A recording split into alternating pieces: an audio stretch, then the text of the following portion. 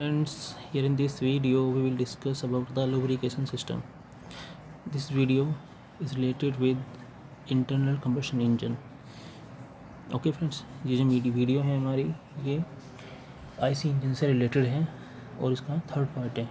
Okay friend, then IC engine is made of many moving parts. आप जानते हैं जो भी हमारे आईसी इंजन होते हैं, आईसी इंजन हो चाहे हमारा डीजल इंजन हो, ये सारे हमारे क्या होते हैं फ्रेंड्स, ये हमारे मूविंग पार्ट्स से बने रहते हैं. यानी कि इनके अंदर जो पार्ट्स होते हैं वो सब क्या करते हैं, मोशन करते हैं. ठीक है, due to continuous movement of two metallic surfaces over each other.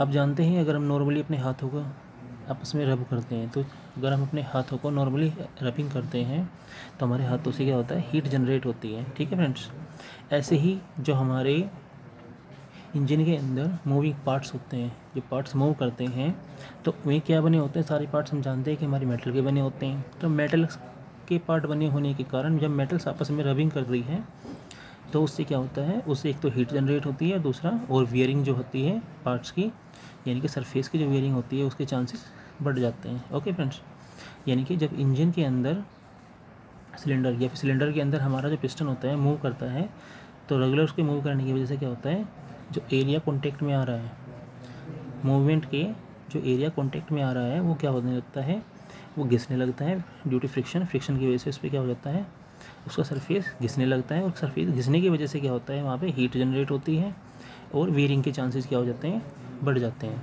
Okay friend, then hence lubrication of moving parts is essential to prevent all these harmful effects.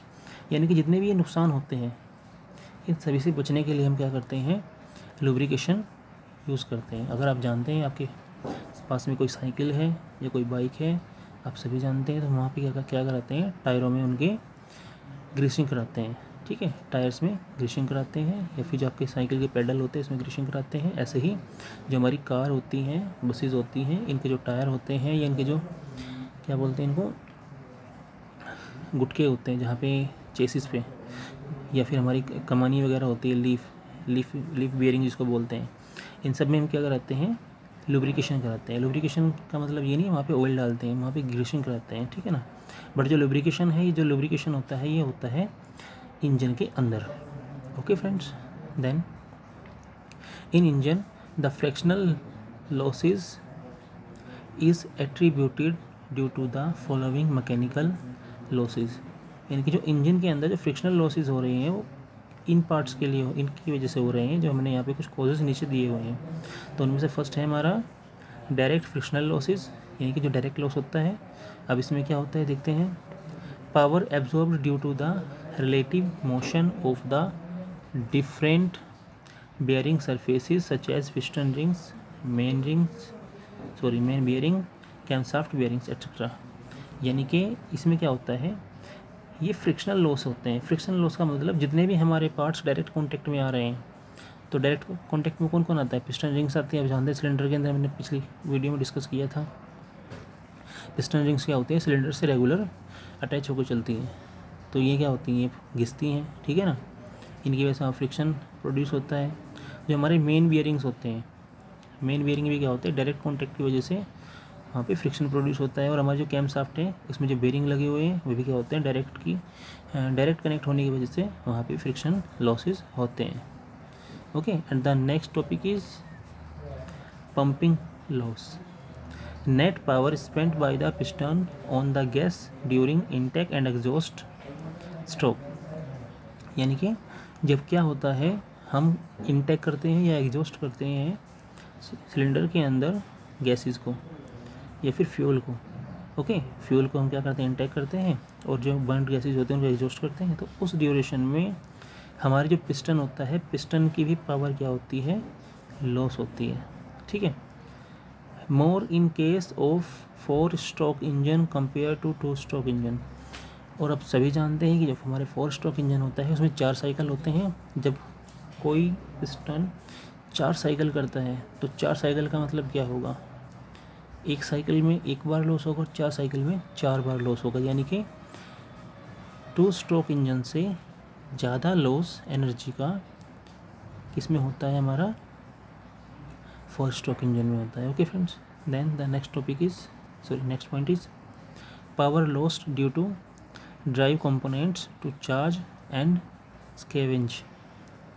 In four stroke supercharged engine, compressor used to provide high pressure air which is mechanically driven by the engine।